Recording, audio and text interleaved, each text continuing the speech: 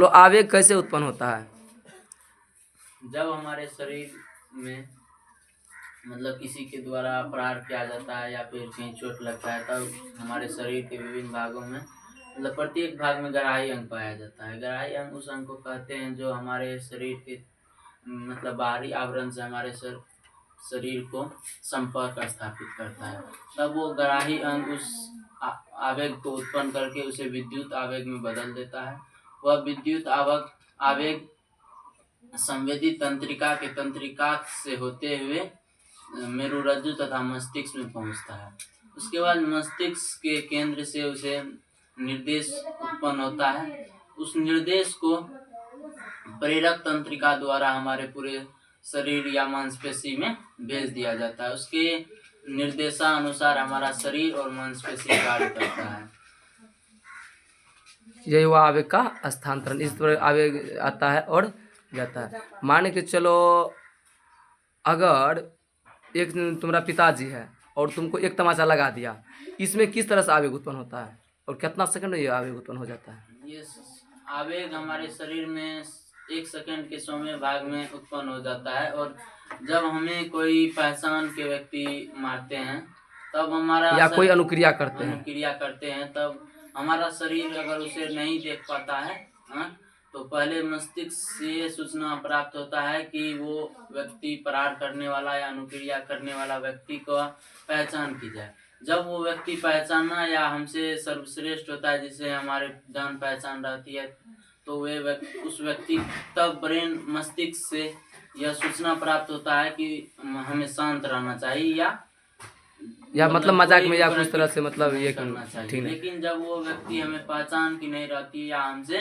छोटा कोई व्यक्ति बिना गलती का हमें मारता है, तो हमारे शरीर मस्तिष्क से यह सूचना प्राप्त होता है कि तुम भी उसके मतलब कि विपरीत जवाब दो या कुछ समझौता करो।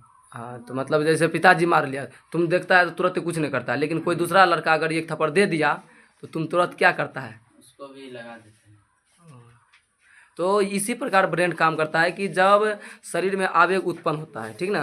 अब जैसे इन्होंने बताया कि कैसे होता है, अभी ब्रेन के बारे में पढ़ा, तो हमारे शरीर में मस्तिष्क में न्यूरॉन में 3 प्रकार का तंत्रिका तंत्र पाया जाता है। एक होता संवेदी, एक होता प्रेरक, एक होता अंतराकोण तंत्रिकाणु।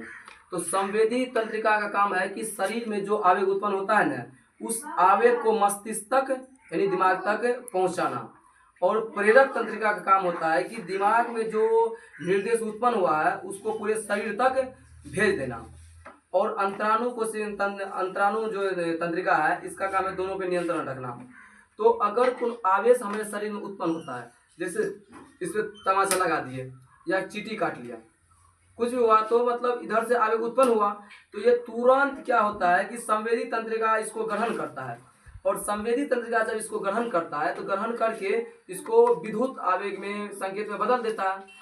और यह संवेदी तंत्रिका तंत्र के तंत्राणु से होते हुए मस्तिष्क या मेरुरज्जु में पहुंच जाता है। मस्तिष्क और मेरुरज्जु में जब पहुंचता है तो पहुंचने के बाद मस्तिष्क में एक निर्देश उत्पन्न होता है, मस्तिष्क के केंद्र में निर्देश उत्पन्न होता है। और उस निर्देश का स्थानांतरण पूरे शरीर में होता है प्रेरक तंत्रिका तंत्र के माध्यम से। शरीर के मांसपेशी में ग्रंथि में भेज दिया जाता है।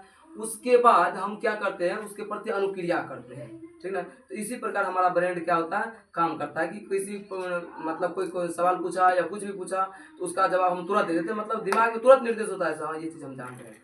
या कोई हमको पीट दिया, आखिर ये क्यों पीटा, उसके विपरीत हम दे देते हैं। जैसे कोई अनजान लड़का जिसको हमने जाना बेफजूल का हम जा रहे हैं, एक तमाचा लगा दिया, तो तुरंत हम क्या कर देते हैं, उसको भी एक तमाचा लगा देते हैं। आखिर अगर वही मेरा बड़ा भाई हो या दोस्त हो तो उसको हम नहीं लगाते, क्योंकि तो मतलब ये अपना जान पहचान का है, ठीक है।